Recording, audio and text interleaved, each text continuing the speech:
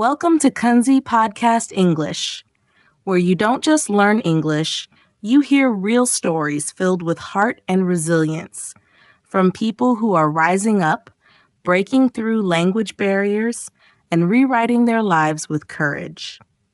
My name is Emily. I'm 24 years old, born into a family that immigrated from Mexico. I now live in a quiet little town tucked away in the state of Ohio. It's so small you could drive through it in less than 10 minutes. But despite its calm charm, I often felt invisible, not because people didn't see me, but because I couldn't speak to them. My family came to the U.S. when I was only 3. We didn't bring much with us, just a few bags, a little cash, and a naive but powerful belief: if we work hard, everything will be okay. My mother didn't speak English. My father didn't either. The only language in our home was Spanish, the language of love, tradition, and deep roots. To me, Spanish was everything: my mother's morning advice, soothing lullabies, the warm dinners where we shared stories and laughter. Inside that home, I felt safe. But the moment I stepped outside, I entered a completely different world, one that didn't speak my language. From schools to hospitals, corner stores to our neighbors, everyone spoke English. But I didn't understand a word. Not a single word. I remember my first day of kindergarten so vividly. The teacher looked at me, said something softly, expecting an answer. But I just stood there, wide-eyed, my mouth forming Spanish words she couldn't understand. Around me, I heard giggles, saw puzzled looks, and then came silence. Not the comforting kind, but the kind that made you want to disappear. I used to think something was wrong with me. Every time someone asked me a question, I'd look down, avoid eye contact, and silently wish I could say just one sentence. Just one. But my tongue would freeze. My mind would go blank. Every day at school was a battle, not against homework or tests, but against fear. Fear of being called on. Fear of being laughed at. Fear of simply speaking. I remember coming home many times, burying my face into my pillow and crying. I hated feeling left out in the middle of a crowd. I hated feeling like an alien with a language no one understood. Slowly, I started shrinking inside myself, learning silence as a form of survival. My mother would often say, "It's okay, Mija, you'll get used to it." But I knew that getting used to it required more than just time. It needed courage. It needed a dream stronger than fear. And I didn't have that yet, at least not back then. I just kept growing up, quietly and cautiously, existing rather than living. My classmates eventually got used to seeing me as the shy girl, the quiet one in the back, the polite kid who barely raised her hand. But in my head, there were hundreds of thoughts, questions, stories I never dared to voice. And then came the worst feeling of all: shame. I asked myself, why does everyone speak English so easily while I can't? Why do I feel so small just because of a language? Why does not knowing English make me feel like I don't belong anywhere? Over time, I wasn't just afraid of English, I became afraid of myself. But somewhere deep inside that shell of silence, there was a small voice whispering, "Emily, you are meant for more. You were not born to stay quiet." I don't know where that voice came from. Maybe from all those moments I sat alone, imagining a different version of myself, a confident Emily, unafraid to speak, willing to try even if she failed. An Emily who stood before a crowd and told her story in English, without fear. I didn't know when I'd become her, but I knew one thing: I wanted to. I truly wanted to. And from that desire, my journey began. Not with fanfare, not with some big turning point. Just one day, I told myself, starting today, I'll learn one English word a day. Just one word. Then slowly I began forming sentences. I talked to the mirror. I listened to podcasts. I repeated lines from movies. Each night, instead of scrolling through social media, I read short stories in English. There were days I felt stuck. Days I felt like I wasn't getting anywhere. But I didn't stop, because I knew if I stopped, I'd go back to being the old Emily, the one who lived in fear, in silence, thinking she wasn't good enough. And I didn't want that. Not ever again. And now, as you listen to this podcast, you're hearing me, Emily, share my story in the very language I once feared the most. I still make mistakes. My accent is still strong. But every word I speak today is the result of thousands of unseen struggles, of quiet but relentless persistence, of a journey that no one else could walk for me. So if you're out there struggling with English, if you've ever felt like you didn't belong, please remember this: you're not alone. And yes, you absolutely can. Because if I, a quiet girl from a tiny town, can find her voice, then so can you. The fear of speaking English. I understand English. I'm not a complete beginner. I can read short passages, write basic sentences. I can even answer some textbook questions. But everything changes the moment I have to open my mouth to speak. That's when my whole body seems to shut down. My heart races like it's in a sprint. My hands tremble uncontrollably. My throat tightens. My mind knows exactly what I want to say, but my mouth feels like it's been sealed shut by an invisible force I can't fight. I used to think that if I learned enough vocabulary, memorized enough grammar rules, I'd eventually speak like a native. But no one ever told me that standing in front of someone and trying to speak English could be this terrifying. No one warned me that no matter how smart you are, one judgmental glance, one mocking laugh can be enough to make you want to stay silent forever.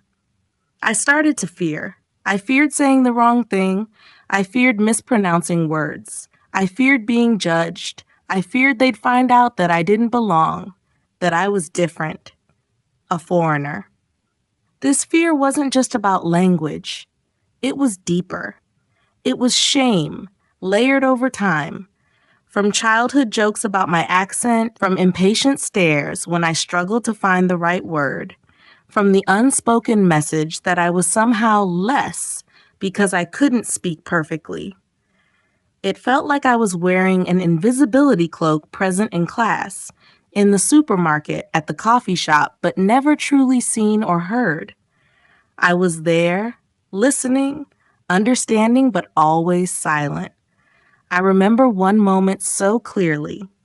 I walked into a local coffee shop rehearsing the phrase, "Can I have an iced latte, please?" At least 50 times on the way. I practiced in front of the mirror, repeated it silently in my mind, recorded my own voice. I thought I was ready, but when the barista looked up and asked, "Hi, what can I get for you?" I felt myself slipping into a black hole. My mouth opened, but no words came.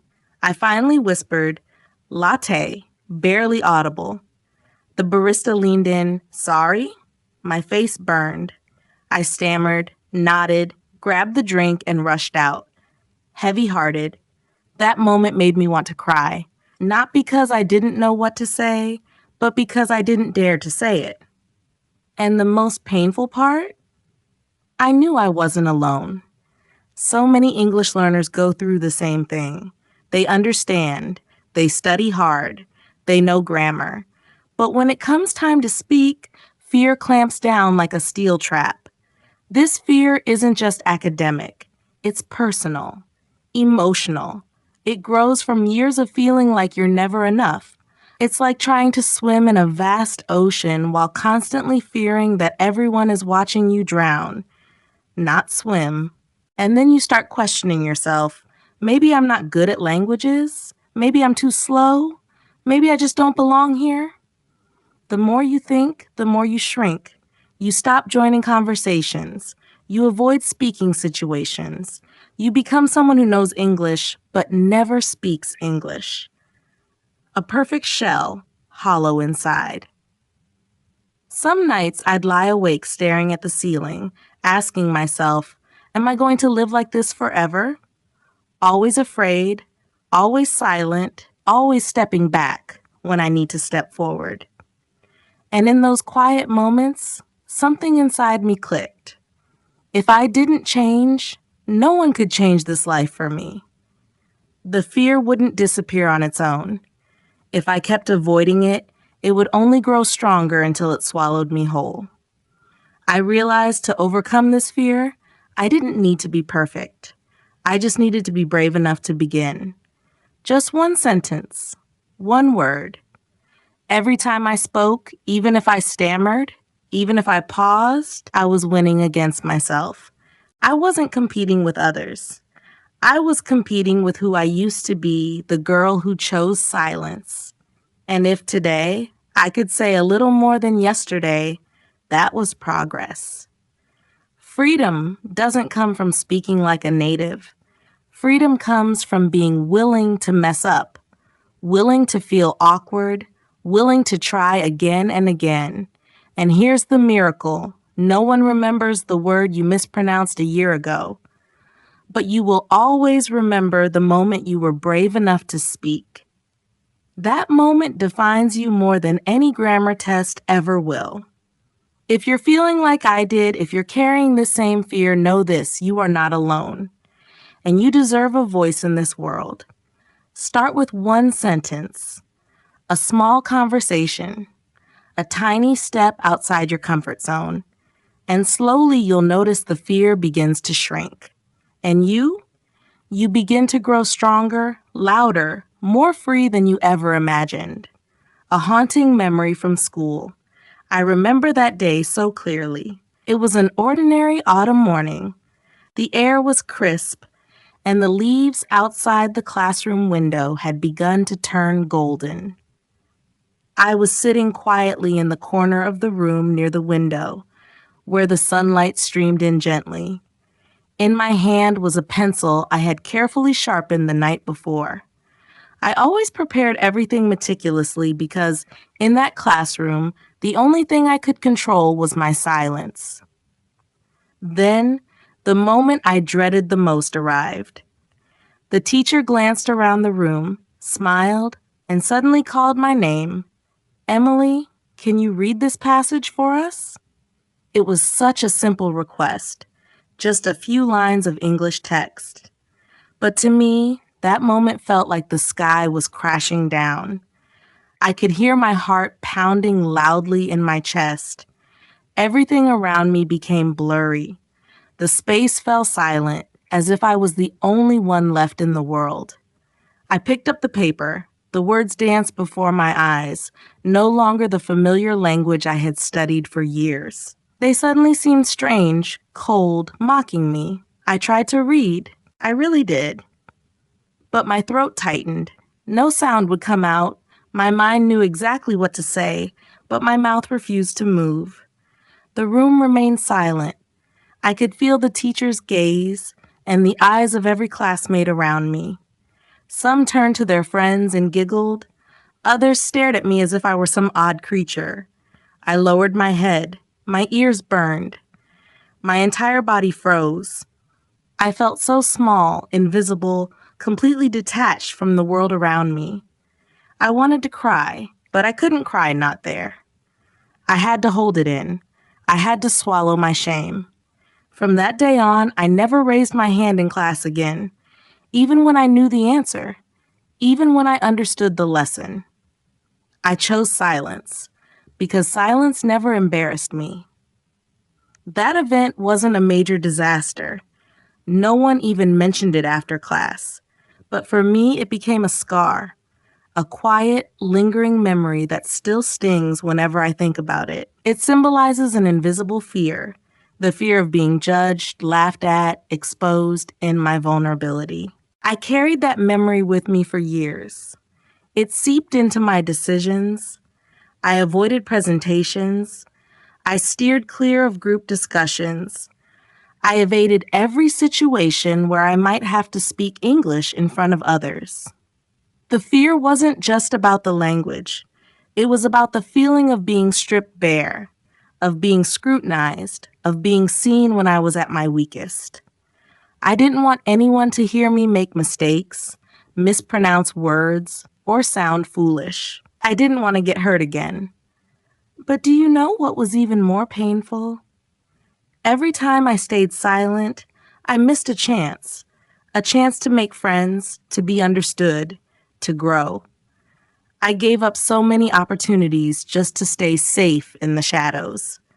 There were nights when I lay in my room, replaying that moment, my teacher's eyes, the quiet laughter behind me, the lump in my throat. It played over and over like an old tape, haunting even my dreams. I once thought I'd never get over it, that this one moment would define me forever.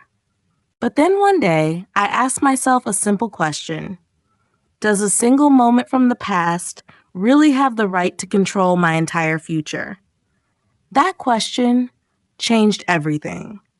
The silent promise to myself. I once believed I would never get over that memory. That one moment from the past, the second I stood frozen in front of the class, my throat tightening, eyes staring, would forever define who I was. That I would always be the girl who couldn't speak a full English sentence in front of people. But then a simple question whispered through my mind, like a quiet light flickering in the dark. Does one moment from the past really have the power to control the rest of my future? I stayed silent for a long time, not because I didn't know the answer, but because, for the first time in years, I realized I had a choice. And in that moment, something shifted inside me. It wasn't loud, it wasn't dramatic, it was just a whisper soft yet powerful. One day, I'll be able to speak. I won't be afraid anymore.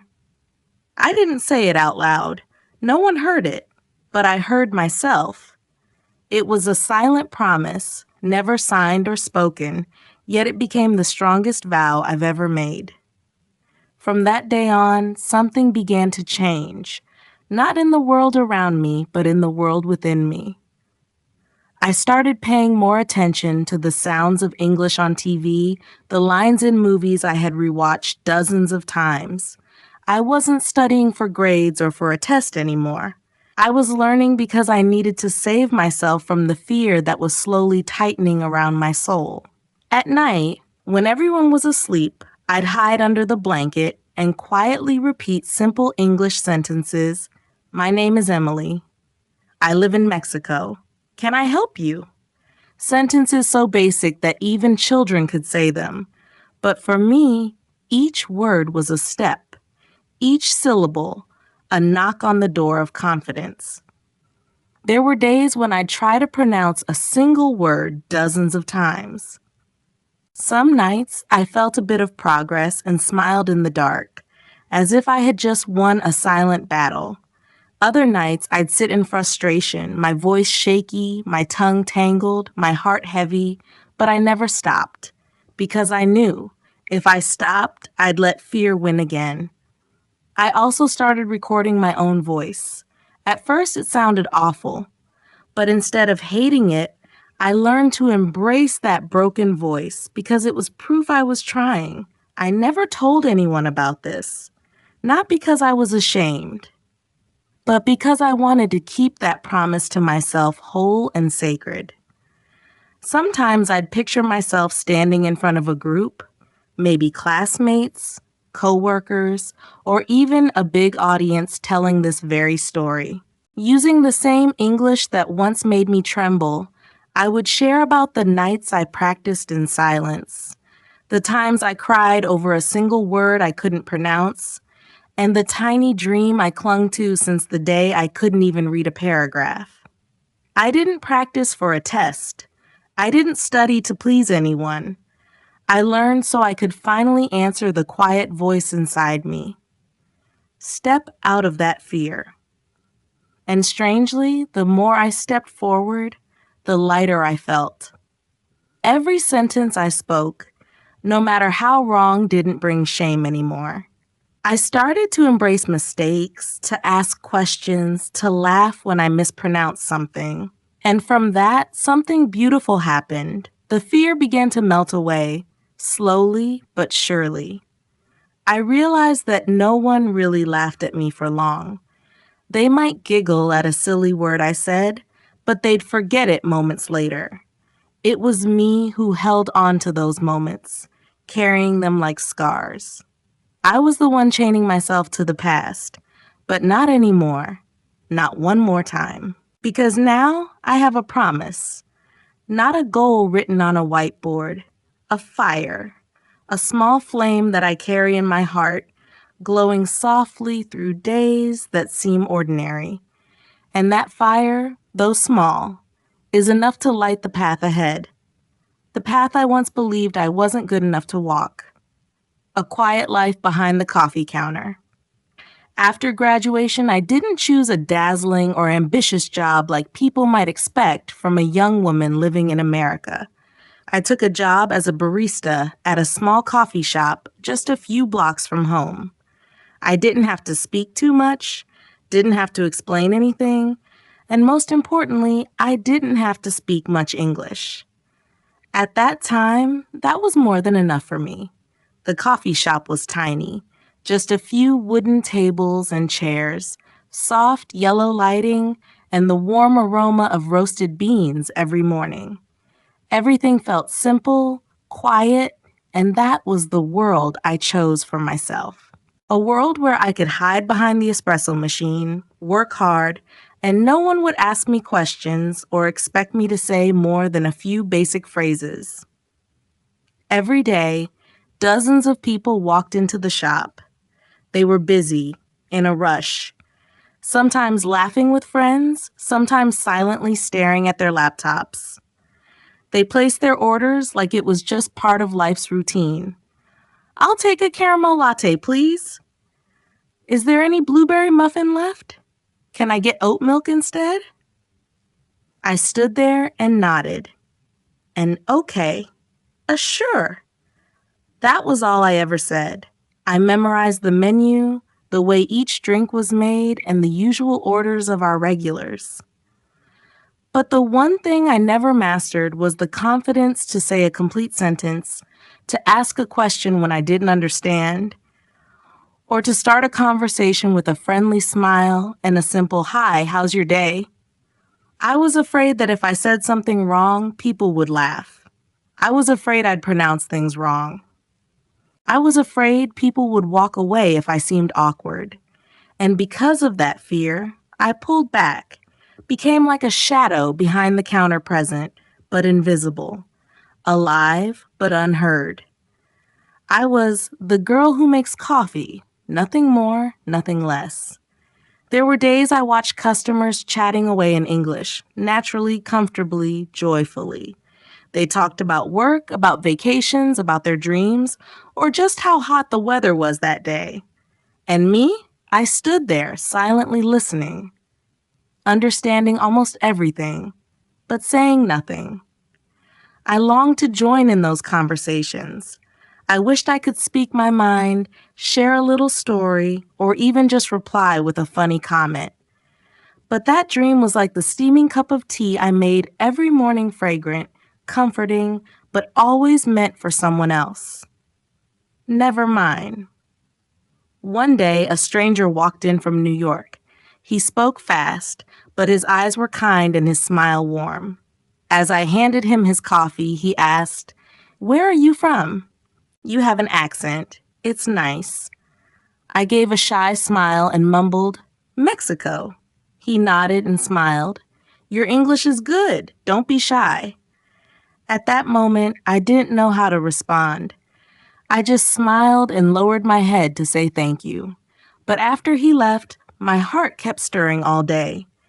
Not because of the compliment, but because I realized maybe I was the one holding myself back, not the world. It was in those tiny moments that I began to ask myself, am I living a silent life just because I'm afraid? Day after day, I made coffee, cleaned tables, washed cups, But what about my dreams? What about that promise I once made to myself? Sometimes I would stand alone in the little kitchen behind the counter, listening to the grinder roaring, and quietly whisper to myself, Emily, when will you dare to step out of this safe little shell? That coffee shop life was simple. Yes, but to me, it became a kind of mask, a way to hide the deep hunger inside me, the hunger to finally speak in the very language that once silenced me. And deep down, I knew I couldn't hide behind that apron forever. Sooner or later, I would have to step out and do something just for me. Loneliness and the desire to change. There were days when I stood behind the counter, my hands busy making coffee, but my mind drifting far away. I watched customers walk in with bright smiles, chatting effortlessly in English.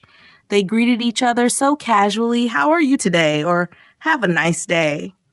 And I wished I could do the same. I longed to say those simple phrases, to open up, to connect. But somehow, every time I tried to speak, my throat tightened. It was as if there were a wall, an invisible barrier that stood between me and the language. A wall I had built myself. I wanted to say more. I wanted to start with just a greeting, a warm smile, but fear always held me back. Fear of mispronouncing a word, fear that people wouldn't understand me, fear of being laughed at. And so I stayed quiet, trapped in the very world I was trying to belong to. I had no native friends to practice with. I didn't join any English classes, partly because I was busy, but mostly because I was ashamed. During my free time, I curled up in my small room watching YouTube videos of people speaking English fluently and naturally.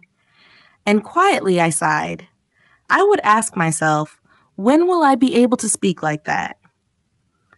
I felt alone, alone with a dream that seemed so small, yet so out of reach. A dream to simply speak, to be understood, and to understand in the language of the country I now lived in. I didn't want to be a shadow behind the counter anymore. I didn't want to keep living like a stranger in the very place I called home.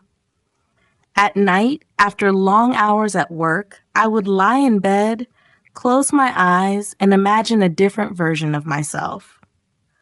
A more confident Emily, standing at the counter, smiling and saying, "How's your day going?" An Emily who could stand in front of people and share her story in clear, expressive English without hesitation or fear. Inside me, there was something powerful that never stopped burning. I want to speak. I want to change, even though no one was pushing me, even though no one had expectations. I just knew deep in my heart that I couldn't stay silent forever. I didn't need to be perfect. I didn't need to sound like a native speaker. I just needed to be heard, to be myself. And that could only begin when I dared to speak. In that quiet moment, when I finally faced the depth of my loneliness and the fire inside my chest, I knew the time had come.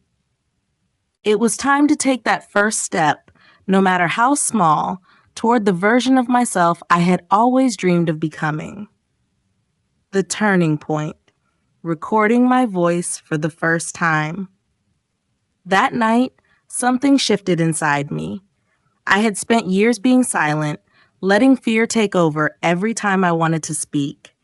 But on this particular evening, while sitting alone in my room, I felt something I hadn't felt in a long time, a tiny spark of courage. It wasn't loud or dramatic. It was quiet, like a whisper. But it was there. I picked up my phone and opened the voice recording app. My fingers hovered over the red button. My heart was beating fast, my palms slightly sweaty. I didn't know what I was about to do exactly. All I knew was that I had to try. I sat on the edge of my bed, took a deep breath, and finally pressed record. The red dot appeared. I stared at it for a second, frozen. And then, very slowly, I said the first sentence that came to my mind. Hi, my name is Emily. That was all. Just one sentence. 5 words. And then I pressed stop. I sat in silence, staring at the screen. A strange mix of emotions rushed through me. Embarrassment, nervousness, curiosity. I didn't know what I sounded like. Would I hate my accent? Would I sound silly? I didn't care. I pressed play, and for the first time I heard myself speak English. Not in my thoughts, not in a dream, but in real life. My voice was soft and hesitant. It wobbled slightly. It wasn't confident, but it was mine. It was a version of me I had never dared to face. Not the silent girl behind the counter, not the student frozen in fear in a classroom, but a young woman trying, choosing, risking. And it felt like a victory, small but powerful. I listened to that recording over and over again. Each time, I noticed something new. The way my voice tried to be steady. The way my accent wasn't as bad as I thought. The way, despite the fear, I had actually spoken. That recording became a symbol for me. It reminded me that courage doesn't always roar. Sometimes it's a whisper that says, try again tomorrow. And I did. The next night, I recorded a new sentence, then another and another. I didn't share them with anyone. They were just for me, my secret little rebellion against years of silence. And slowly, something began to grow inside me. Not fluency, not perfection, but confidence. A fragile kind of self-belief that said, maybe I can do this. Maybe I didn't need to speak like a native to be worthy of being heard. Maybe my voice, just the way it was, mattered. That night didn't change everything. I still struggled. I still hesitated. But it was the first step. And more importantly, it was my step. The moment I stopped waiting for permission and started giving it to myself. That recording, though simple and short, was the start of everything. It was the sound of fear meeting action, of silence breaking, of a girl becoming braver than she'd ever been before. A flicker of hope begins to glow. That moment was small, fleeting, but to me, it felt like the first spark in a pitch-black night.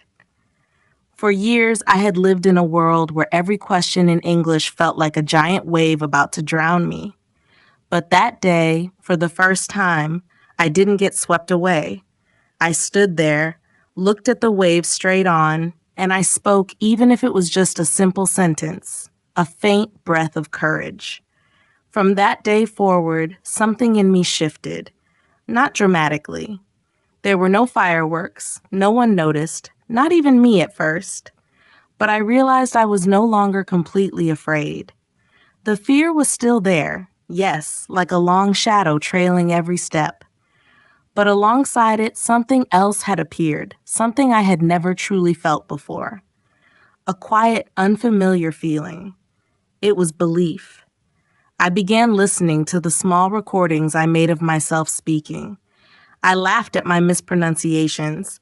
I shook my head at how hesitant I sounded. But strangely, I no longer criticized myself. I felt compassion. I began to love that little girl who had once sat in silence in the classroom, who had missed so many chances simply because she couldn't say a word. And I started telling myself, it's okay, you're getting better. Each evening, after finishing my shift at the coffee shop, I would go back to my room, sit alone with my phone, and record a bit more. Some nights, I could only say a few words. Other nights, I managed to speak a whole paragraph without stumbling. I didn't set any grand goals. I just needed one thing, not to give up. I began writing down the sentences I wanted to say and practiced reading them aloud in the quiet. In those moments, the room became my stage free of judgment, free of staring eyes. It was just me and my own voice. And from those quiet nights, hope began to grow. I realized maybe I didn't need to be perfect right away. Maybe what mattered more than anything was that I had started. I had spoken up, and I was persistent day by day. I remember one night I recorded a short introduction of myself in English. It was near midnight, the world completely still. I sat on the floor, the yellow light casting a soft glow on my trembling hands. But my voice that night, it surprised me. It didn't tremble like it used to. It sounded clearer, steadier, as if I was learning syllable by syllable how to trust myself. I didn't share those recordings with anyone, but I kept them like precious treasures. Whenever I felt discouraged, I'd listen to them again and remind myself, look how far you've come from where you began. It was a kind of joy I had never experienced when studying English before. Back then, I studied because I was forced to, because I was afraid of bad grades, because I was terrified of embarrassment. But now, I was learning because I wanted freedom. And that freedom wasn't just about language. It was the freedom to express my feelings, to share my thoughts, to connect with others without fear. It was a dream I used to think I could never reach. But now, it was no longer a fantasy. It was starting to feel possible. One time, while I was making coffee for a customer, a young woman walked in and asked, "Excuse me, do you know where I can charge my phone?" In that moment, something was different. In the past, I would have just nodded and pointed, then gone quiet. But this time, I smiled and answered, "Yes, there's an outlet behind the sofa." I said it clearly, looking right into her eyes, and she smiled back. I couldn't believe it. I had answered smoothly, naturally. No stuttering, no panic, no doubting myself. That moment may have been tiny, but it made me feel truly seen. I was no longer just a shadow behind the counter. I was someone who could speak, someone who could connect. And that night, I recorded the moment in my audio journal. Today, I said a complete sentence. Bit by bit, hope grew inside me, not because I had become fluent, but because I had stopped hiding. Hope to me was no longer something distant or dramatic. It became an everyday act pressing record each night, saying one new sentence, forgiving myself when I got it wrong, and quietly whispering, tomorrow I'll keep going. Because I had learned one thing, the only thing worse than mispronouncing a word is never daring to speak at all. And I, Emily, had chosen to speak. I had chosen hope. The next evening, I sat down again with my familiar phone. No stage lights, no audience, just a small room lit by the soft glow of a warm lamp. I pressed the record button, and I began to speak. There was no big topic. I simply said the most basic things. I introduced myself, my Emily. I shared, I live in a small town in Ohio. Then I said, I love eating tacos, and gently added, I often listen to soft music at night to calm my heart. Each sentence felt like one small step forward. There were still moments I made mistakes, still pauses in my voice. But I noticed, with every new recording, my voice became a little clearer. Day by day, I trembled a little less. With every sentence, I believed in myself a bit more. And the best part was, after each playback, I smiled. It was a genuine smile, not because I was perfect, but because I knew I was moving forward. I was no longer the silent girl frozen in the classroom years ago.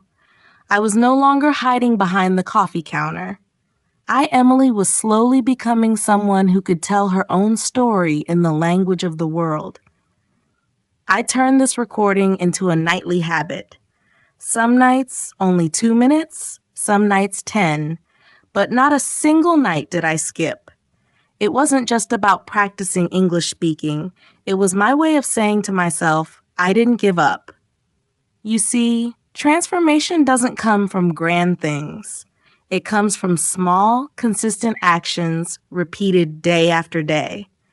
And through this tiny habit, I felt myself growing, not in age, but in strength of spirit. Bit by bit, I was clearing away the fear inside and replacing it with courage and persistence. If you're still listening, maybe you felt the same fear I once had. Maybe you too have stayed silent in a world full of language. But believe me, if you just begin, if you do a little each day, everything will start to change. Speak your voice, even if it trembles, even if it's imperfect, because that is how you learn. That is how you grow. And if you're looking for a place to walk this journey together, Kunzy Podcast English is here for you. Together, we will face our fears, practice, and move forward step by step. Please like, share, and subscribe to Kunzy Podcast English so you won't miss any story or lesson that can inspire you and bring you closer to your dream of speaking English fluently. See you in the next part, where my journey will lead us to an even greater turning point.